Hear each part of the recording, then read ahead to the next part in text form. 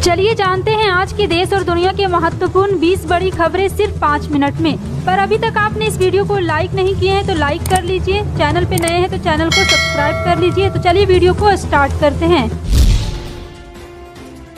और आप किस राज शहर से न्यूज को देख रहे हैं कमेंट में जरूर लिखिए। भाजपा को जोरदार झटका देने की तैयारी में राजद, अपने पुराने जिन्न पर भी है नजर। पूरी जानकारी आपको विस्तार से देंगे, वीडियो को अंत तक जरूर देखें। बता दें कि राजद अपने पुराने चेहरे और पुराने गनी से युवा नेतृत्व को सुदृढ़ करने की कवायद कर रहा है। सबसे महत्वपूर्ण बात यह है कि अपने मजबूत वोट बैंक को बरकरार रखने के जतन के साथ साथ अब उसकी निगाह भाजपा के कोर वोट बैंक पर भी है। इसका ट्रेलर भी दिखाया जा चुका है। पार्टी के संगठनात्मक चुनाव के साथ राजद अपने चेहरे को और भी स्पष्ट अंदाज में साफ करने पर भिड़ा हुआ है। राजद के संगठनात्मक चुनाव के साथ यह चर्चा तेज है कि अब जगदानंद की जगह अब्दुल बारी सिद्दीकी को राजद का प्रदेश अध्यक्ष बनाया जाएगा। यह चर्चा यूं ही नहीं, इसके मूल में राजद का MY समीकरण है तो है ही, साथ में कई अन्य नजरिए से ये मामला आगे बढ़ा है। पिछले कई चुनाव, चाहे वो विधानसभा का चुनाव रहा हो या फिर लोकसभा का, राजद का MY समीकरण ठोस तरीके से उसके साथ रहा है।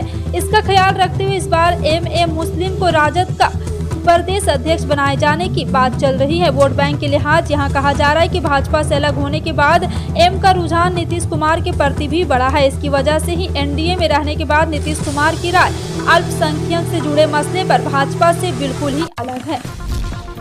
सोनाली फोगाट की मौत से जुड़े कर्लिज रेस्तरां में तोड़फोड़ के मामले की कार्रवाई को गोवा सरकार ने कानून के मुताबिक सही ठहराया है। Goa coastal zone management authority ने सुप्रीम कोर्ट में इस बाबत हल्फनामा दाखिल किया है। दरअसल अथॉरिटी ने नाइट क्लब को गिराने से रोकने की मांग कर रहे कर्लिज के मालिक की याचिका का विरोध करते हुए अपने हल्फनामे में कहा है कि रेस्तरां का निर्माण कार्य अवैध की श्रेणी में आता है। इसका निर्माण no construction no development zone में किया गया है। सुप्रीम कोर्ट में दाखिल हल्फनामे में अथॉरिटी ने कहा है कि कर्लिज रेस्टोरेंट द्वारा व्यावसायिक गतिविधियां संचालित करने के लिए प्राधिकरण या प्रशासन से कोई अनुमति नहीं ली गई। यहाँ अस्थायी नहीं बल्कि अस्थायी निर्माण किया गया है। प्रधानमंत्री नरेंद्र मोदी आज 72 साल के हो गए हैं। PM मोदी अपने जन्मदिन पर देश को चीतों का तोहफा देने वाले हैं। वहीं भारतीय जनता पार्टी भी PM मोदी के जन्मदिन को खास बनाने के लिए विविध आयोजन कर रही।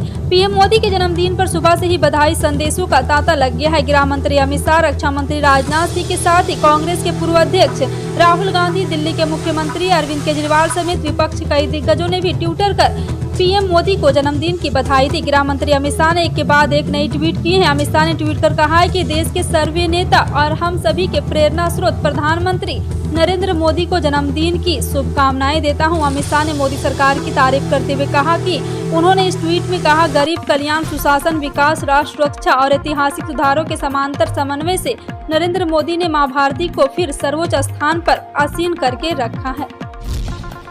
कम लागत में बढ़िया मुनाफे की वजह से किसानों के बीच बागवानी की फसलें बेहद लोकप्रिय हो रही। किसानों को इन फसलों की खेती करने के लिए सरकार द्वारा लगातार प्रोत्साहित भी किया जा रहा है। कई राज्यों में इन फसलों की खेती करने के लिए किसानों को बम्पर सब्सिडी दी जा रही है। बता दें कि बिहार सरकार द्वारा प्याज की खेती करने के लिए 98,000 रुपये प्रति हेक्टेयर इकाई लागत पर 50% तक की सब्सिडी यानी 49,000 रुपये दिए जा रहे हैं। किसान इस सब्सिडी स्कीम का लाभ लेने के लिए बिहार कृषि विभाग, उद्यान निदेशालय की आधिकारिक वेबसाइट horticulture.bihar.government.in पर आसानी से आवेदन कर सकते हैं। इसके अलावा अधिक जानकारी के लिए अपने नजदीकी जिले में उद्यान विभाग से संपर्क भी कर सकते हैं। अमेरिकी मीडिया ने प्रधानमंत्री नरेंद्र मोदी की शुक्रवार को जमकर तारीफ की। यह सराहना रूस के राष्ट्रपति व्लादिमीर पुतिन को PM मोदी की ओर से दी गई सीख को लेकर हुई। मोदी ने पुतिन से शुक्रवार को कहा था कि यूक्रेन में युद्ध करने का समय नहीं है। दरअसल मोदी और पुतिन के बीच उज्बेकिस्तान के समरकंद में बातचीत हुई, जिसे अमेरिकी मीडिया ने बड़ा कवरेज दिया है। द वाशिंगटन पोस्ट ने टाइटल दिया है कि मोदी ने यूक्रेन में युद्ध के लिए पुतिन को फटकार लगाई। इस न्यूज़पेपर ने लिखा, मोदी ने पुतिन को आश्चर्यजनक रूप से सार्वजनिक फटकार लगाते हुए कहा कि आधुनिक दौर युद्ध का युग नहीं है।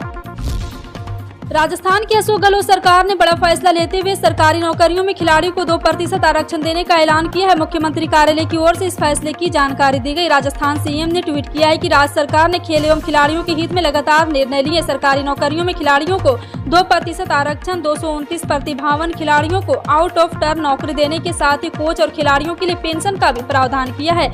इसके साथ ही राज्य सरकार ने अंतर्राष्ट्रीय पदक जीतने वाले खिलाड़ियों की पुरस्कार राशि बढ़कर 3 करोड़ रुपए कर दी है।